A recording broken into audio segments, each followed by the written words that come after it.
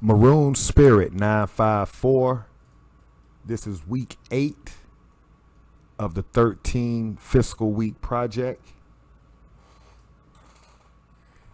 Today is November 18th, 2019.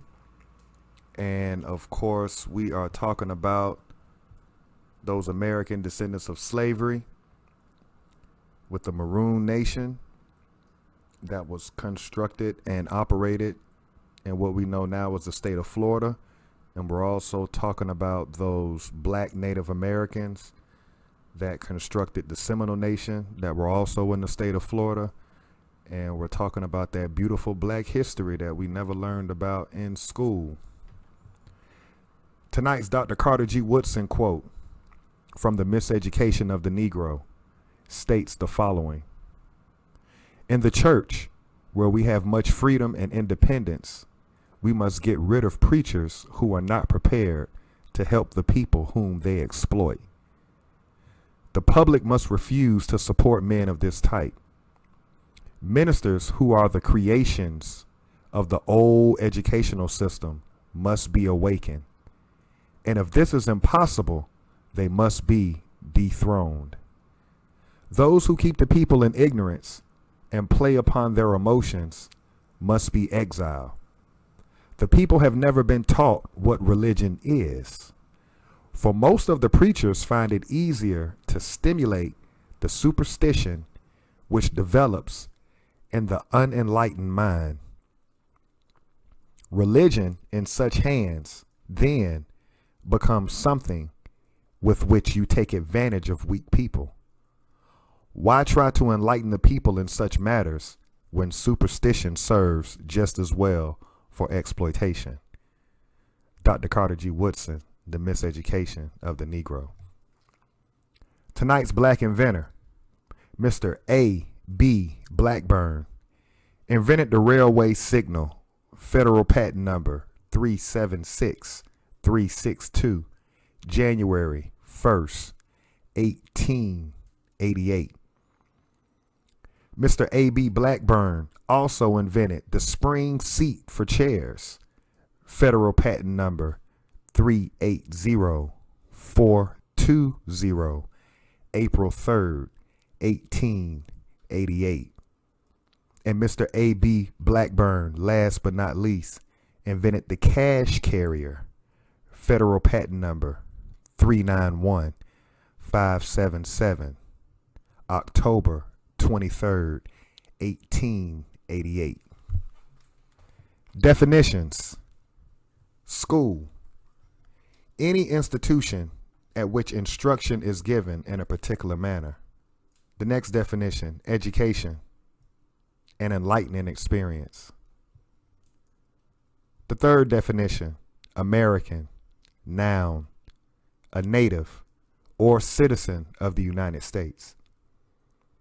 The fourth definition: descendants, one who follows in the bloodline of an ancestor, either lineally or collaterally. Slavery, a situation in which one person has absolute power over the life, fortune, and liberty of another. Treaty, an agreement formally signed, ratified, or adhered to between two nations or sovereigns. Reparations, the act of making an amends for a wrong. The 12 steps of recovery for the American descendants of slavery. A 13-week practical program of action for each American descendant of slavery. Step 1. Learn about the estate or estates your family originated from.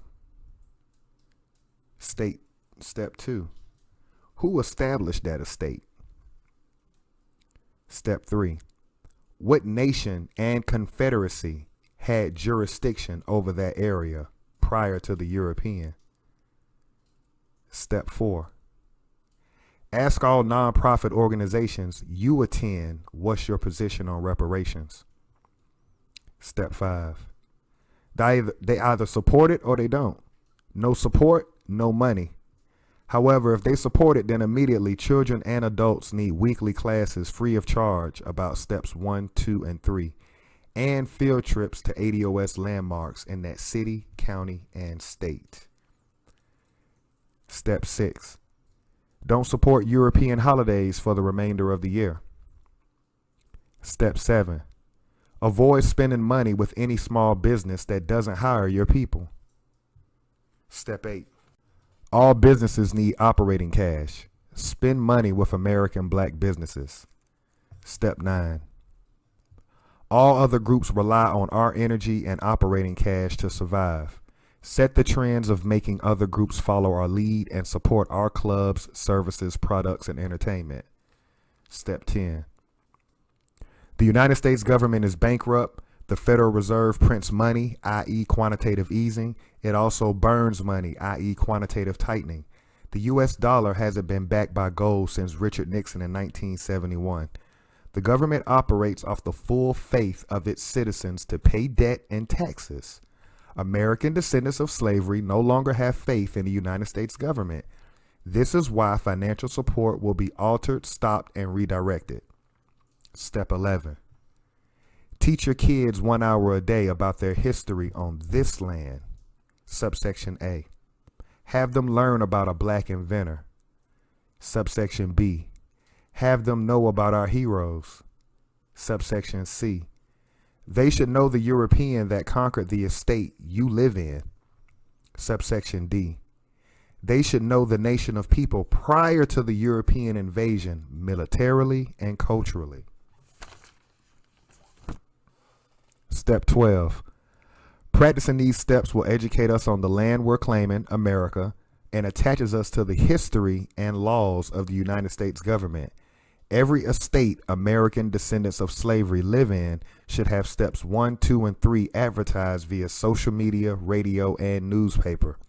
This in 13 weeks, 1 fiscal quarter, will bring us together for our common cause.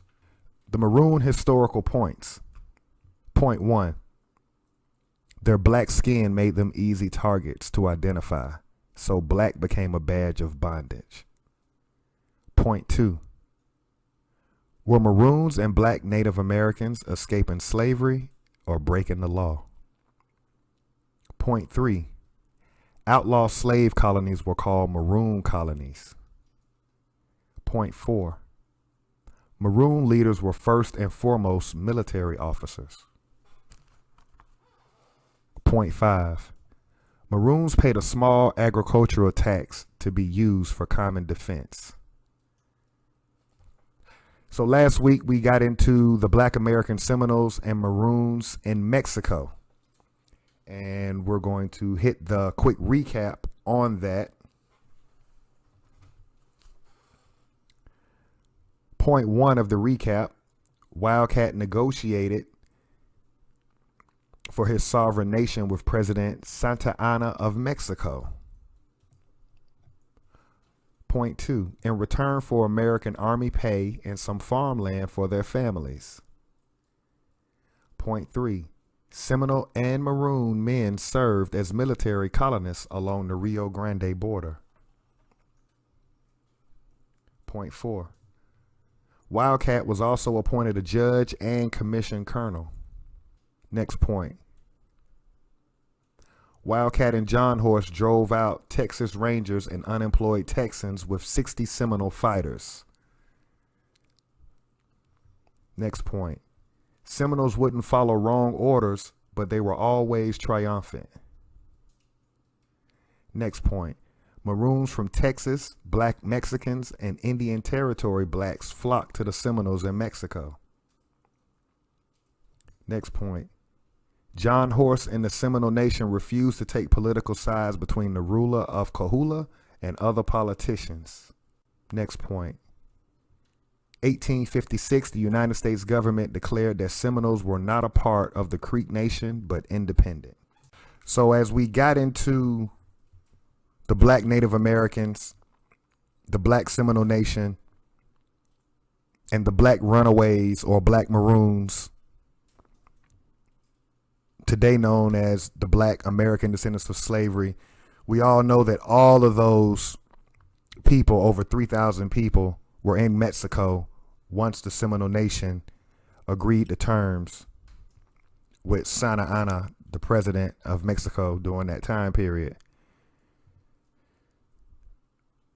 Before we bring the Seminole Nation out of Mexico, I have to tie in the timeline between 1850 to 1860. And the reason why that's important is understand, while the European military army forced 5 nations west of the Mississippi River, at that same time, the Civil War is about to pop off.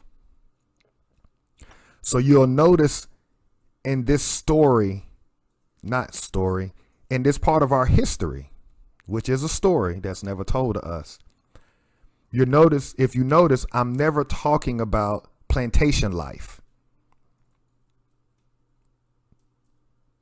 This part of our history is about those free American descendants of slavery and those free Native Americans. We've heard all our life about plantation life and how that operates and the roots and Kunta Kinte. We know all about that. And Dr. Claude Anderson goes into very great detail in the Black History Reader 101 Questions You Never Thought to Ask. There's a lot of books about that. The purpose of this, because I have a free spirit and because I am a free thinker and also a traveler, I had to find the history that resonates with me, because I walked away from the plantation, which we know in today's society as a job. And I've been free for over 10 years.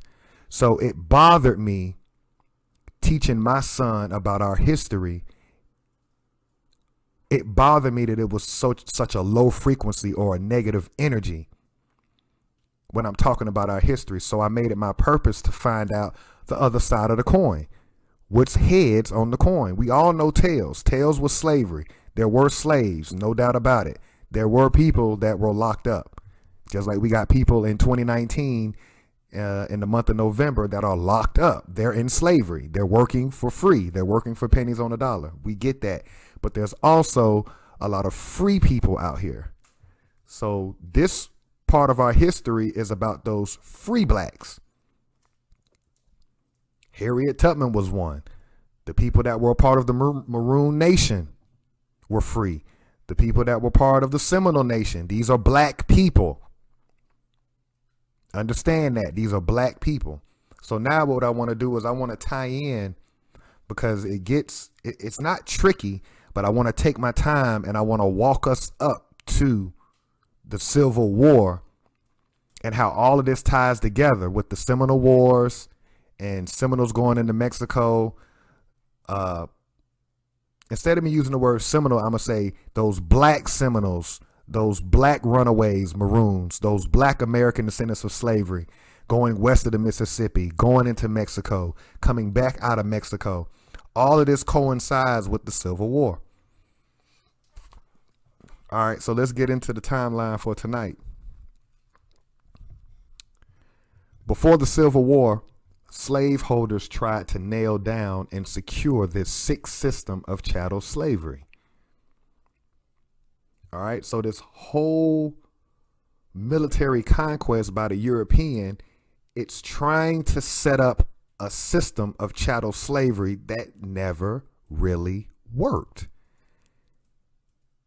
All right, we have to understand that these slave codes, all of these different codes that came out of the Carolinas and Virginia, these were laws that were preventing us from running away, going to the different nations of Native Americans, or making it to the Maroon Nation in Florida or the Black Seminole Nation. So all these laws the European was creating because they had a big runaway problem, which we know as the Underground Railroad. We had the Underground Railroad going a lot of different ways throughout the European capturing prisoners of war. Paying 7 cents an hour to arm patrols to scour the countryside every night. All right. So in order to get their sick system of chattel slavery down, they were paying 7 cents an hour to arm patrols to scour the countryside every night.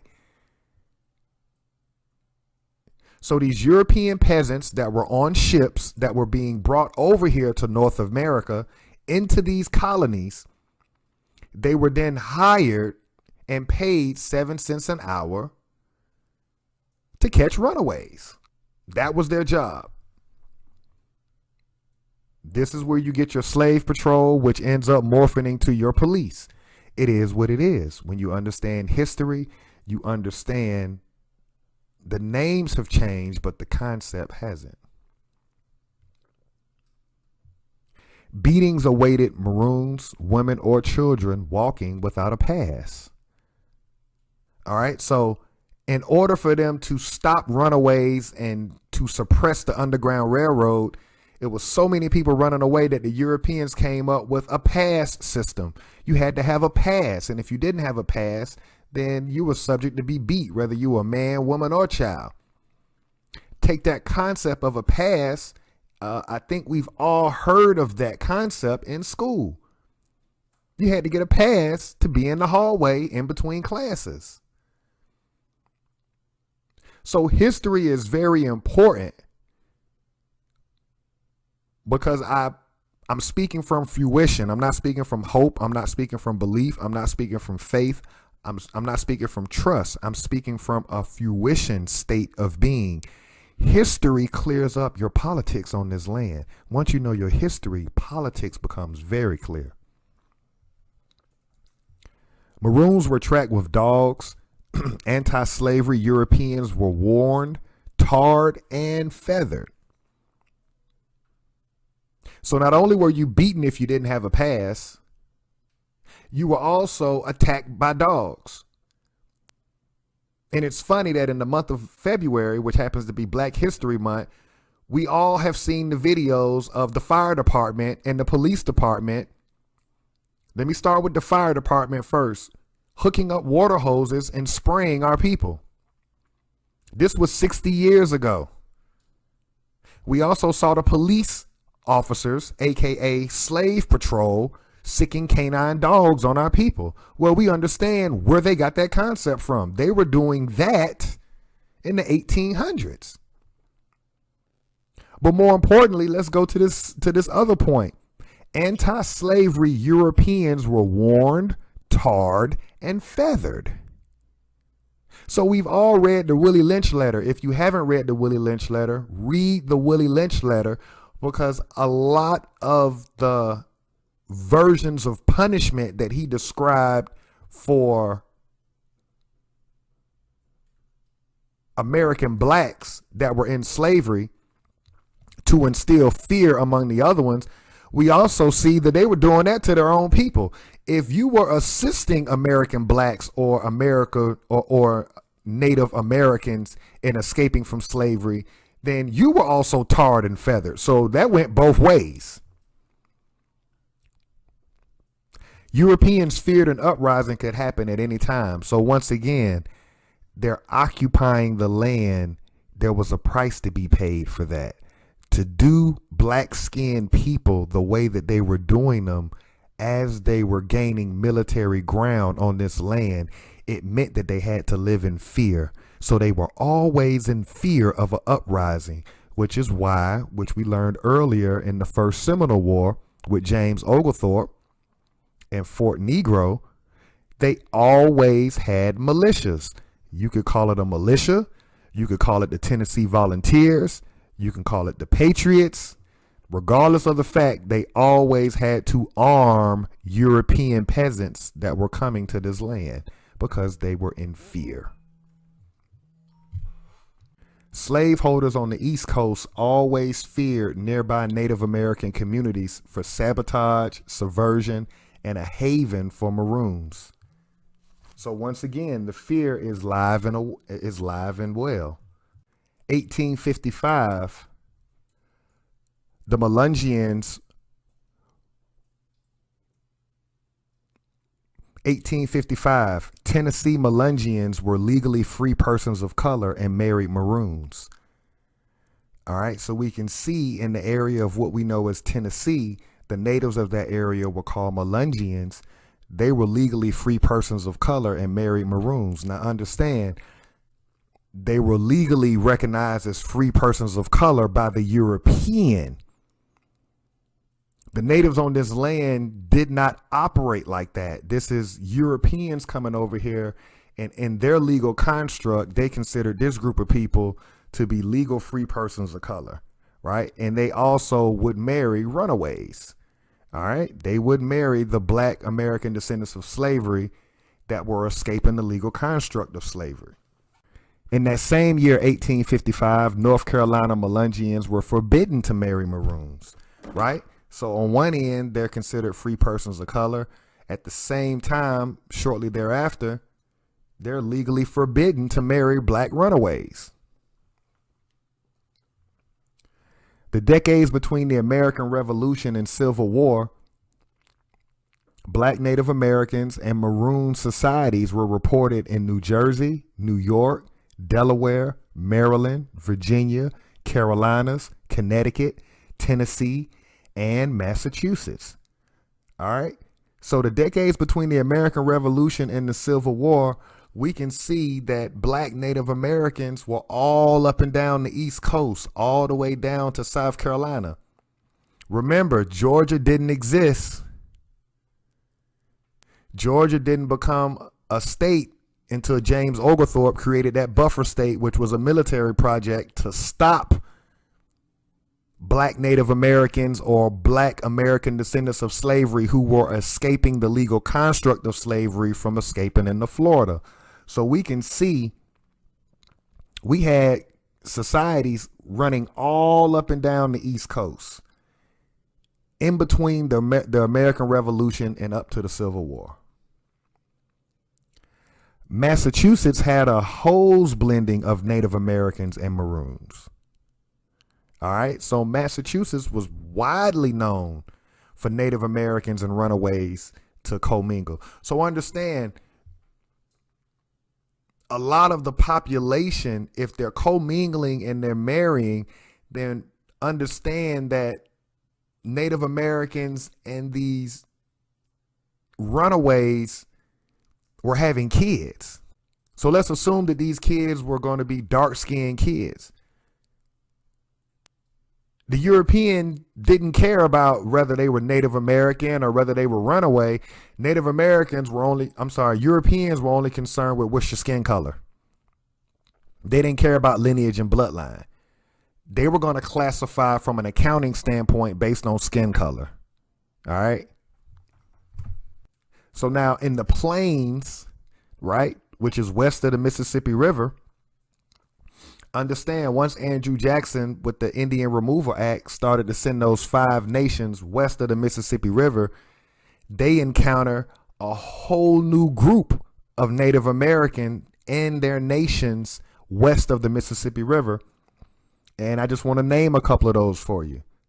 The Comanches were Plains Native Americans. The Kiowas, the Lapans, and Apaches were all in the Plains area. I'm going to say it again. The Comanches, the Kiowas, the Lapans, and Apaches. These different nations of Native Americans, they had no slaves, and any outsider were considered danger. All right. So they had a different constitution that they operated by in the Plains area. 1860, slavery had become a major part of life for the Choctaw, Chickasaw, Cherokee, and Creek nations. All right. So by 1860, these Native American nations have revolutionized their way of operating and surviving, and they became slave nations. Native American nations had slave codes, particularly the Cherokee. The Chickasaws had a bad reputation as slave owners.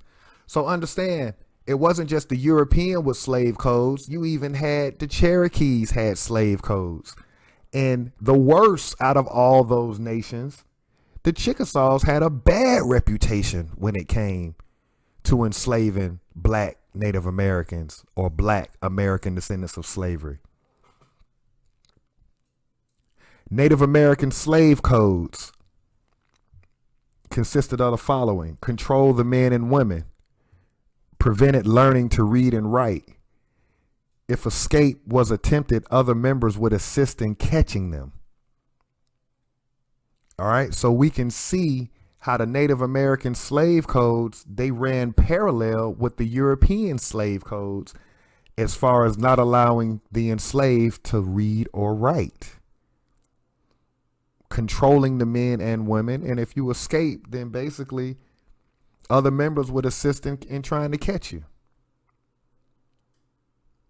Slavery transformed these Native American nations from fishing and hunting to tilling huge plantation labor.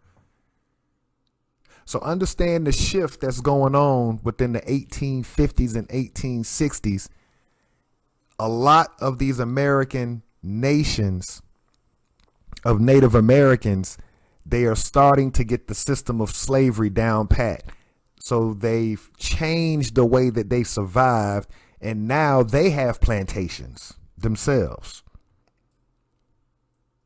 Native American slavery overall wasn't as hardcore as the Europeans' version. All right, stick a pin in that. They weren't as medieval as the European. That's going to become a problem as we start getting closer to the Civil War. Some slaves, depending on the nation, could work, get money, and pay off their debt for freedom. All right. So the Europeans did not like that. Because remember, chattel slavery was a revolutionized form of slavery, right? Remember, the European came over here indebted. They came over as indentured servants. So that meant 7 years. That's where you get your bankruptcy laws from, right? 7 years an indentured servant, you pay off your debt and you get your freedom. Chattel slavery was for life. That was a life sentence. They revolutionized slavery, or they attempted to revolutionize slavery. Let me say that. A lot of American blacks were freed before the end of the Civil War. All right. We understand, depending on what Native American nation that you were enslaved in, you could have paid off your debt to that nation and bought your freedom. You could have also bought land within that nation. All right. So we understand that a lot of black Americans, a lot of black American descendants of slavery who had either been enslaved or were a part of these Native American nations, they were allowing those black Americans to buy their freedom or buy land. Europeans didn't like the leniency those Native Americans practiced with bondage. All right. That is a huge stickler as we get ready to get closer to the Civil War. This is a problem. They're changing the political landscape of the Native Americans.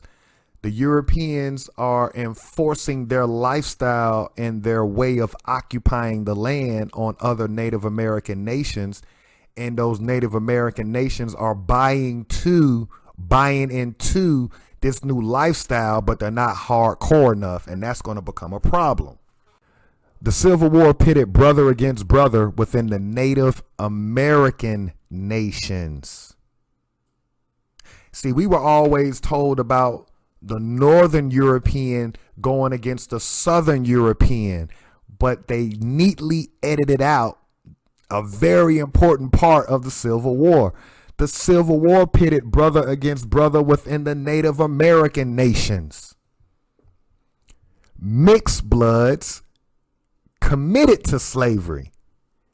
Mixed bloods are going to be those Native Americans that have had sexual contact with Europeans. Those are mixed bloods.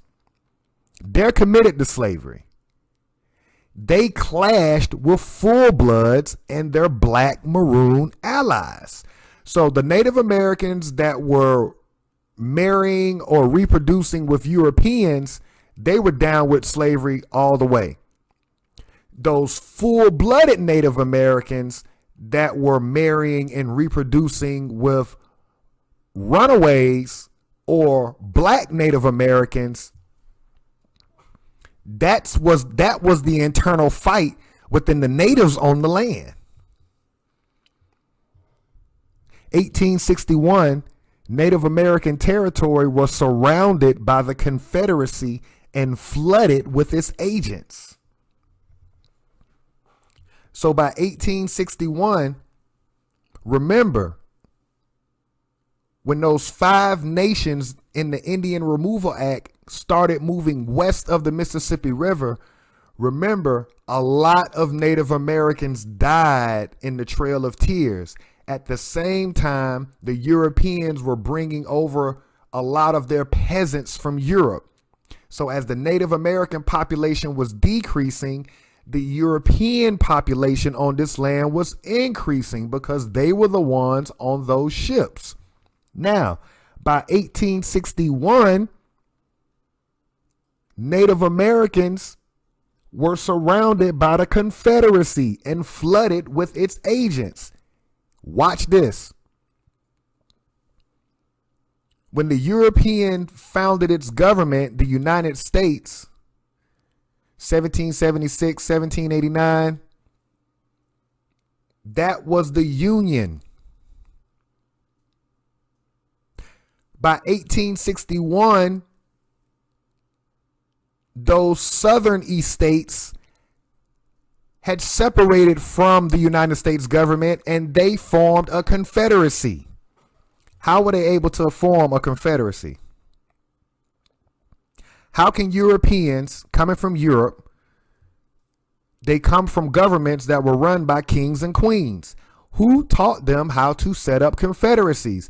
That's the way that governments were operated on this land by the Native American nations on this land. See, you got to get out of your mind about Native Americans simply riding around bareback on horses. No, there was government here. There was structure here. They had armies within these nations. So after being on this land for a couple of 100 years, the Europeans in the South figured out we can set up our own form of government, and you're going to piggyback off the governments that were already operating here. Most federal agents in Native American territory favored slavery and the Confederacy. So let me back up and repeat this one more time.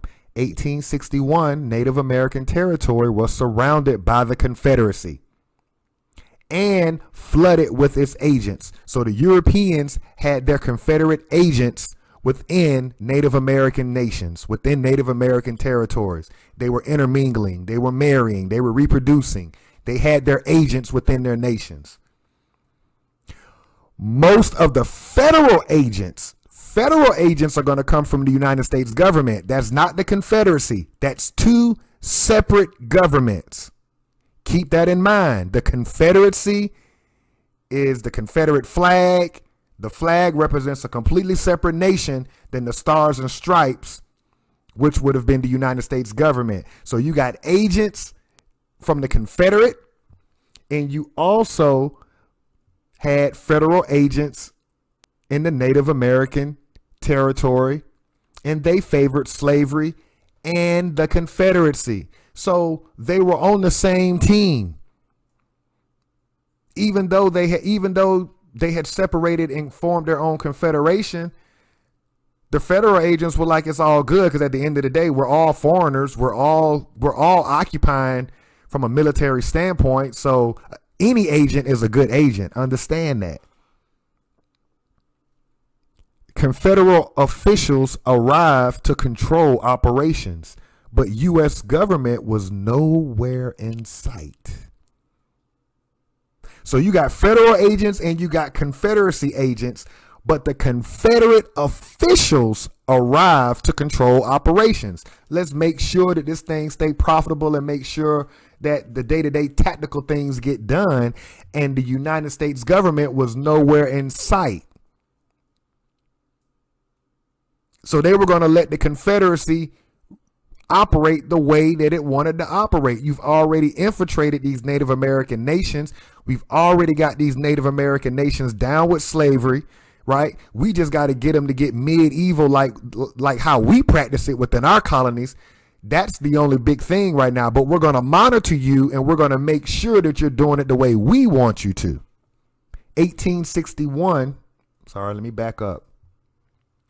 Cherokees, Creeks, and Seminoles were told by Confederate officials, there ain't no more United States government. Ain't any more treaty. All be dead. So once the Confederate officials arrived to control operations, things started getting out of hand with the Confederate officials within those Native American nations. More specifically, the Cherokee Nation, the Creek Nation, and Seminole Nation. So when they started bringing the treaties up, like, wait a minute, what's going on? Based on this treaty, X, Y, and Z is supposed to be taking place. You're supposed to be in honor of this, and we're supposed to be in honor of this. And basically, the Confederate officials are saying there ain't no more United States government. See, we've separated from the United States government. We're a confederacy now. So those treaties don't apply to us. So that's why they're saying there ain't no more United States government. Ain't any more treaties. All be dead. You see the game?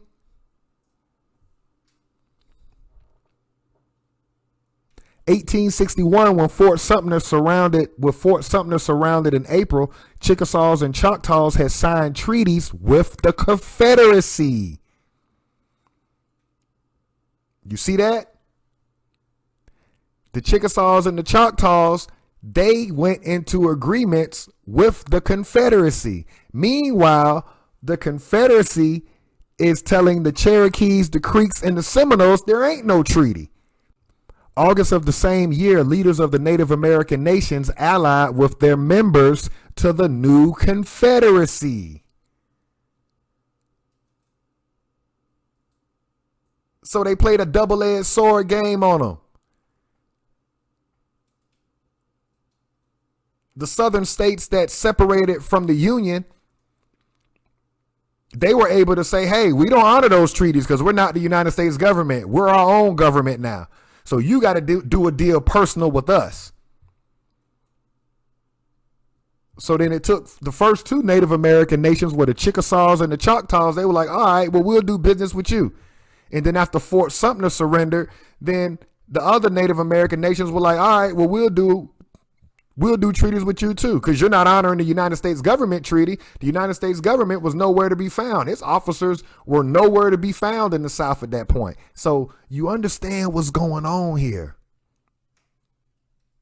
They were tag teaming the natives on the land. This had nothing to do really with European versus European. Watch the play. Native Americans and Maroons who were neutral sided with the Union. So the Native Americans, like those Plains Indians that weren't down with slavery at all, and they were going to attack any intruder, those would side with the Union. They're like, man, we're not down with this slavery program, and we're not trying to do business with the Confederate, with the European Confederate and how they want to operate. You know what? We'll side with the Union. We'll go with the United States government before we do business with the Confederation. So you got a lot of Native American nations that were signing treaties with the European Confederates, and then you had a lot of Native American nations that were siding with the Union. So what this is just a contract game. Watch how this whole thing plays out. Creek Chief Apathu Yahola wrote to Abraham Lincoln asking for protection. So he's seeing what's going on. This particular chief Apostle Yahuwah, he sees what's going on. He's like, wait a minute. The Confederation has formed their own government, but this United States government supersedes this new Confederation. Let me petition Abraham Lincoln and see what's going on, because right now we got a lot of different nations. Some of them clicking up with the Europeans in the South with their Confederacy, and then a lot of these Native American nations are clicking up with the Union. Let me write to the president. Let me petition the president. Some of the Seminole Nation, Kickapoos, Swannies, Delawares, and Comanches joined them in the southwestern frontier. All right, so these nations ended up going westward, and they were pretty much like, we're neutral. We don't really want nothing to do with this. We already know why the Seminole Nation was west, but the Kickapoos, Swannies, the Delawares, and the Comanches were already out there in the plains, right? So we got these nations that are out there in the southwestern frontier. They were pretty much neutral of what's about to go down with this civil war at this particular time. So I really want you to take time and write down these points that I'm going through and understand what the Confederacy was doing and what the United States government, what the Union was doing. Confederate Creek soldiers wanted to attack Apostle Yahuwah. All right. So remember, the Creek Nation signed a treaty with the Confederacy, with the Europeans in the South. All right. So Apostle Yahuwah, he's petitioning Abraham Lincoln, right, for protection. And so now he got the Creek Nation wanting to come at his nation. Douglas Cooper, United States government agent and commander of Indian Confederate troops, stopped them. All right, so Douglas Cooper is the one that stopped the Creek Nation from attacking Apostle Yahuwah. Douglas Cooper attacked the week before Thanksgiving near Stillwater. All right, so we're in that week before the Holocaust. I don't even want to call that Thanksgiving. Moving forward for the rest of my life, we got to find another name for that. All of us American descendants of slavery, we have to come up with our own words for that particular day. That is not Thanksgiving. There's no thanks in the murder of natives on this land. We got to come up with a term that fits. I would like to use the term Holocaust. The Native American Holocaust. Yeah, because see, when you let them use terms like Thanksgiving, what you do is you hide the murdering that took place by these foreigners that are military occupying this land. These neutral Native Americans built their headquarters north of Tulsa, Oklahoma. So the neutral Native Americans, they pretty much were like, hey, we're not getting into this dogfight with the Confederation versus the Union versus the United States government. We're not really picking a side. We're going to be neutral in this, right? We already got a mass of people that we seen come from the last 20 years. A lot of them died, which was called the Trail of Tears. We don't know what y'all got going on east of the Mississippi River, but we want no parts of it. Chief Apostle Yahuwah and others were defeated. Let me spell this chief's name so you can look it up when you get a chance. O as in Oscar, P as in Paul, O as in Oscar, T as in Tom, H as in Henry, L as in Larry, E as in Echo, Y as in Yellow, A as in Alpha, H as in Henry, O as in Oscar, L as in Larry, A as in Alpha. When you get a chance, look that chief up. Chief Apostle Yahuwah and others were defeated. The survivors fled to Kansas. Chief Apostle Yahuwah once was rich, owning slaves and cattle. He died in a year. 7,600 in his camp were receiving U.S. Army supplies, and men were talking about enlisting as Union soldiers. So he had a huge nation. 7,600 in his camp were receiving Army supplies. All right. And if they're receiving army supplies, I think it's safe to say they were receiving army supplies from the United States government because they were going to enlist as Union soldiers. So he petitions Abraham Lincoln for protection. Abraham Lincoln then in turn says, all right, we're going to front you some arms. In return of us fronting you some arms, we're going to need you to side with the Union, right? His nation gets defeated. A lot of his people flee to Kansas, and then 7,600 of his people said, you know what, since you armed us and everything and our nation is dissolving, we'll go ahead and we'll fight on behalf of the Union. So you see the politics in that? Now you have Native Americans that are willing to fight on your side, even though you're military occupying the land. One of the first regiments formed from this group was led by Jim Lane, a Kansas senator. So you want to look him up when you get a chance and understand how that regiment operated. And now you know how that regiment got started by that Kansas senator. Jim Lane once stated Africans were a connecting link between human and organization. After leading American blacks in the battle, he stated, the finest specimens of manhood I ever gazed upon. All right. So Jim Lane, this Kansas senator, ended up leading these black Native Americans into battle. And after watching us get down and put in work, he walked away saying that we were the finest specimens of manhood he ever gazed upon. So at this point, we can see the politics as the Civil War is starting to shape up.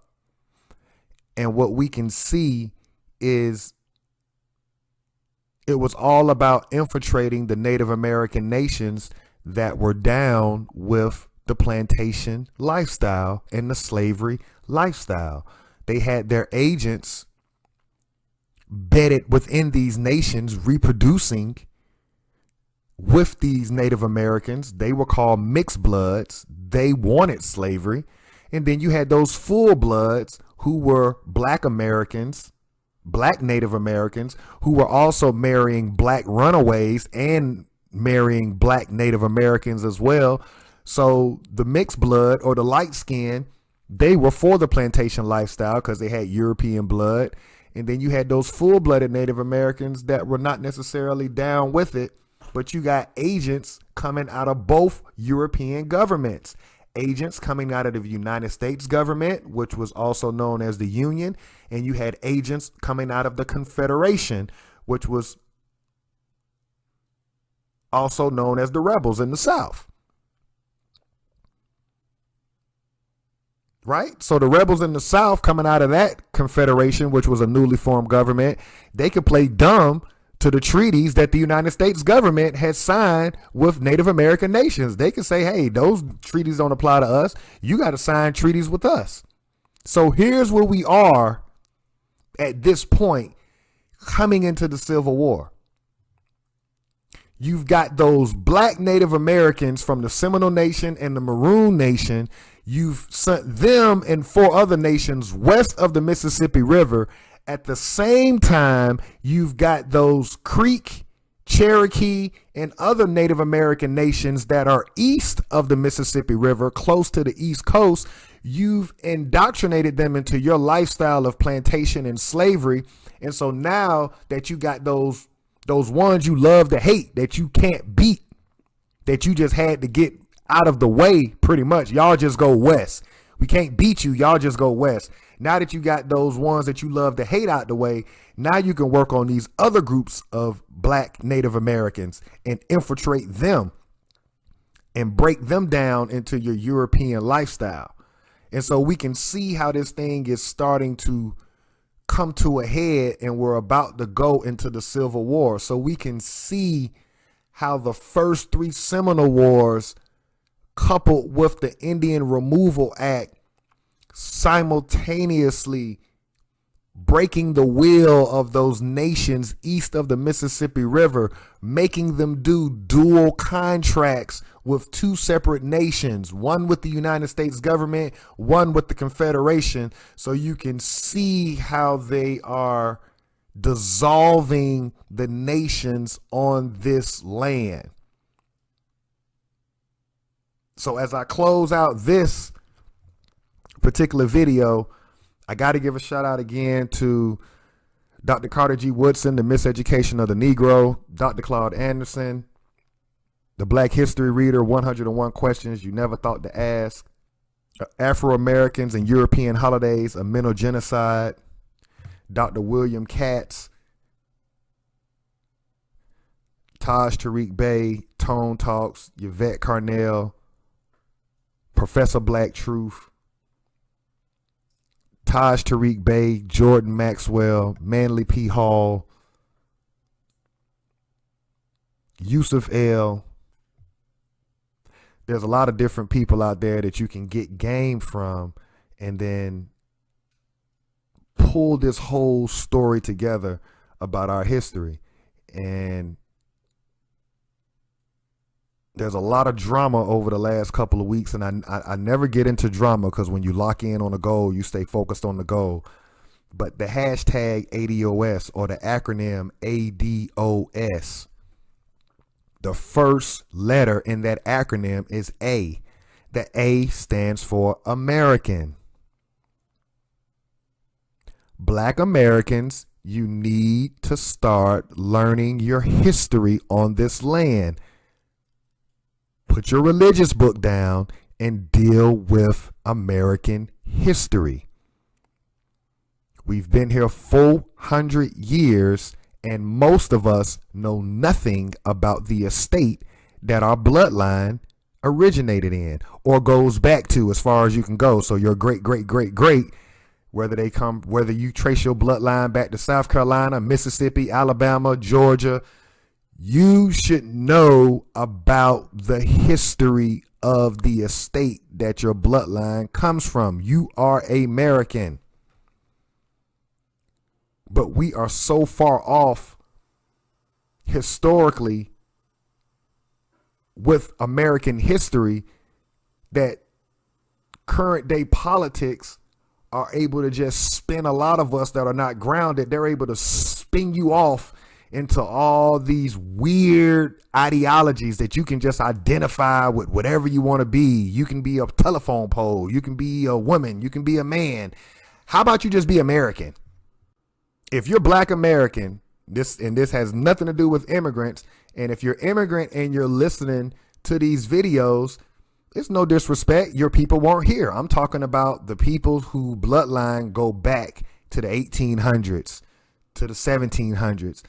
Some people's bloodline, they can trace all the way back to the 1600s. If your bloodline starts on this land in 1980, it's a no-brainer. Your bloodline is not from North America. Those of us that bloodline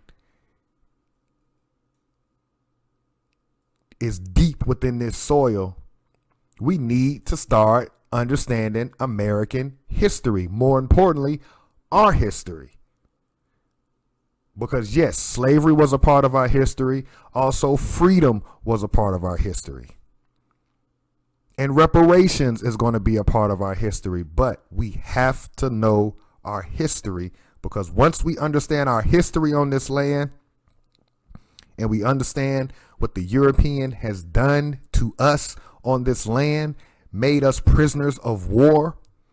We are prisoners of war. Look at the other Native Americans on this land. They are separate and apart from the United States government. They were able to keep their nations intact, which is why they do not pay tax into the United States government. Black Americans do not have that luxury. How can the government that enslaved us and ignored us upon its inception, with its original Constitution, Bill of Rights, and Declaration of Independence, how do we then turn around and in turn pay pay taxes into a government that enslaved us, when you have Native Americans that are still on this land under their nation's flag that do not pay tax into the United States government? We are prisoners of war. Let's start acting like that is a reality. How do we start acting like that's a reality? It's no different than when the media shows us a little kid in Afghanistan at 12 years old with an AK-47, and they say, oh, look how horrible that is. You know, they have their kids armed. No, those people in Afghanistan or Iraq or Vietnam or whatever country that they show those early teenage year boys armed with assault rifles, those people know their history. And so when you know your history, you know your enemy. See, we don't know our history, therefore we've forgotten who our enemy is. So we walk around in this daze under a government that has been oppressing us up into the 60s, when it allowed you to vote and be a part of it, which was a slap in the face because you did not repair the damage that was done to those prisoners of war. You just said, all right, we're not going to segregate you anymore. We'll let you vote. We can't hang you anymore and not get charged with murder. We're going to be civil with you. You know, once we really start understanding our history, then we will start asking and demanding of the freedom and the justice that we deserve.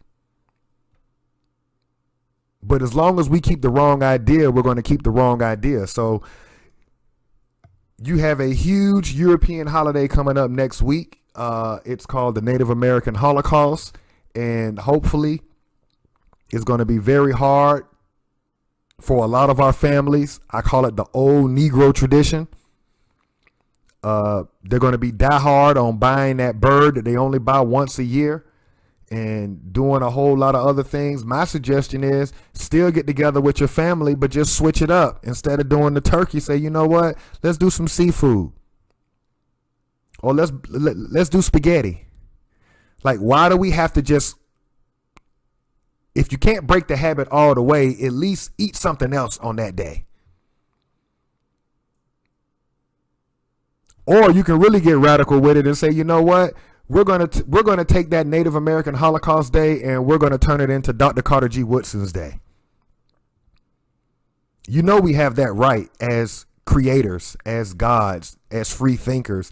You know, we can create our own day on this land. We don't have to wait for approval from our occupiers. We do realize that in 2019, right? We don't have to ask permission. Let them go out, buy their turkeys and do their whole little thing. We can go and do our own thing, and we can just honor one of our heroes.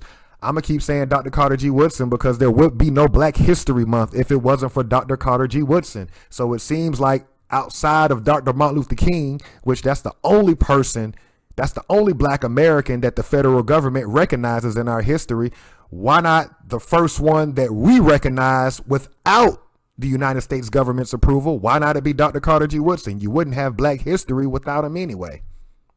With that being said, I'll see y'all next week. We are the gods.